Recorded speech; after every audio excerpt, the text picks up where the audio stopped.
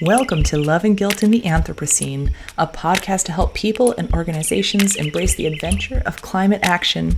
We are envisioning a world where sustainability comes naturally.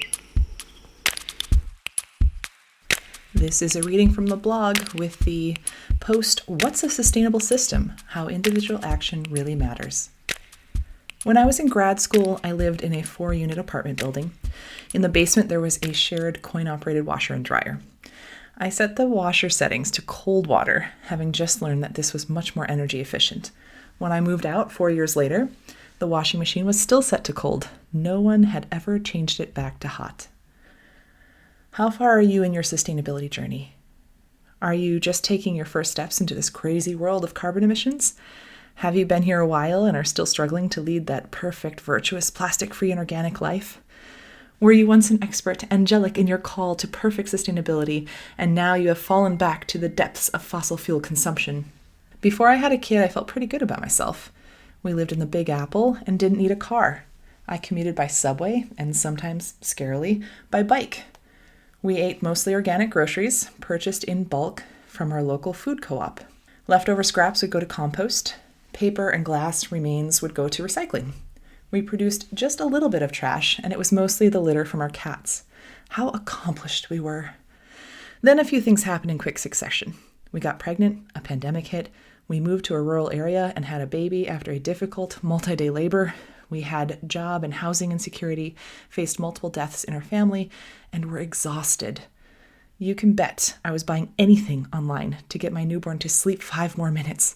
I was also buying anything online to feel a little bit better about a world that seemed to be falling apart and a body that was no longer recognizable. These were hard times, and the infrastructure around us necessitated us having a car and throwing everything into the trash. I only had the capacity to survive. Sometimes that's enough. How far am I now? Now we have a home, finally. Our jobs are relatively secure. By millennial standards, we're golden. And our kid is pretty awesome and has no problem sleeping through the night. We have more capacity to work on sustainability. We do things at home. I set up a compost pile and we're growing some of our own vegetables. We are planting a prairie in our front yard to support habitat diversity and maybe even set some carbon. We bought a used car, still a gas hybrid, but it's a relatively efficient vehicle and we're extending its lifespan. We renovated our home to have better insulation and more efficient energy needs. We installed a heat pump and are preparing to eventually put in solar panels. We have some very gorgeous trees we are not willing to sacrifice, but perhaps someday there will be space in the yard for some photovoltaics. We shop at a local co-op as often as we can, and we are slowly transitioning back into buying from the bulk bins with our own reusable containers. These things won't make a big dent in climate change globally, but maybe they will inspire a neighbor or a friend to also make small changes. Mostly, though, these things make me happy. My husband and I also work on systems change. We've been more engaged with local groups that support habitat diversity, wildlife conservation, and climate action. I've been signing petitions to decommission or just not install oil lines, to increase incentives for sustainability for homeowners and small businesses, and to prioritize green energy development. We are voting for political candidates, locally to federally, who appear to understand the urgency of the climate crisis and respect humanity's need for a functioning environment. When it feels right, we talk to our friends and neighbors about our concerns for climate change and our child's future.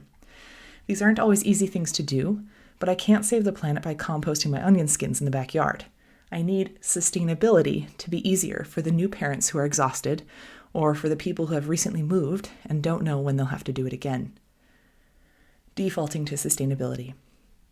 Sustainability has to be the default option, much like that washing machine. People should just be able to live their lives. Those normal, everyday things should just be more sustainable.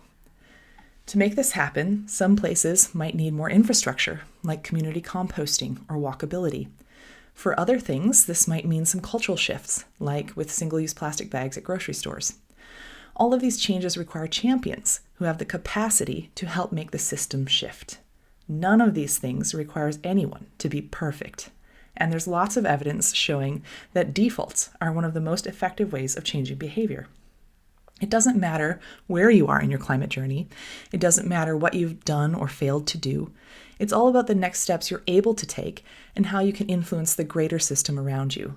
Do what you can, when you can, and slowly but surely we'll get there.